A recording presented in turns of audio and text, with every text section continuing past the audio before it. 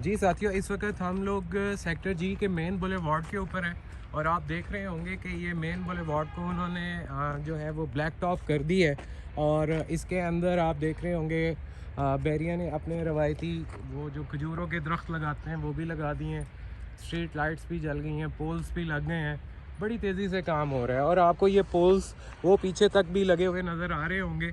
Electrical DPs भी लगती हुई नज़र आ रही होंगी और बड़ी तेज़ी से काम जो है इन्होंने कंप्लीट किया है।